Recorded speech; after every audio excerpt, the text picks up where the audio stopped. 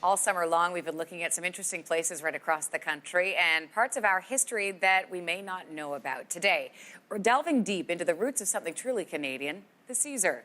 Just in time for the last long weekend of the summer, we're taking a closer look at how this cocktail and how it came to be.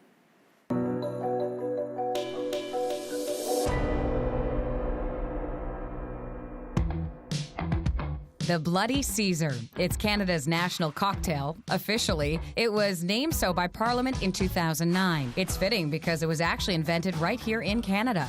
The Caesar was invented in 1969. It started right here in Western Calgary. At the time, Calgary, there was an Italian restaurant that had started, and the chef tasked Walter Chell with creating a cocktail that would go well with the Italian food.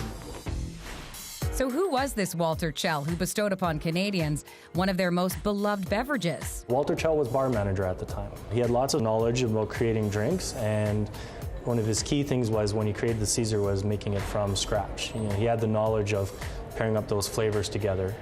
So he was able to take tomato juice, some clam juice, which you couldn't just get easily at the time. That had to be made in the kitchen from scratch, pairing them up together and pairing it with the Italian food.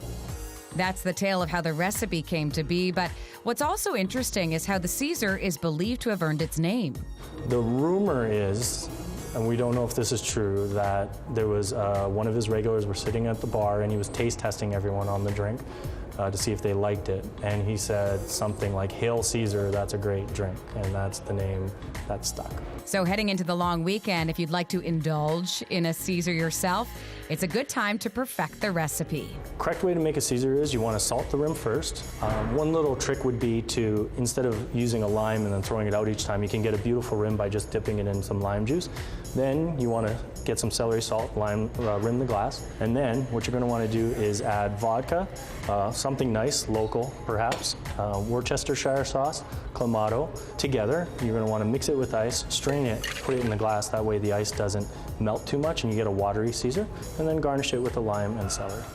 Since its invention, the Caesar has continued to grow in popularity. According to stats on the National Caesar Day website, yes, the drink even has its own day. 360 million Caesars are consumed each year.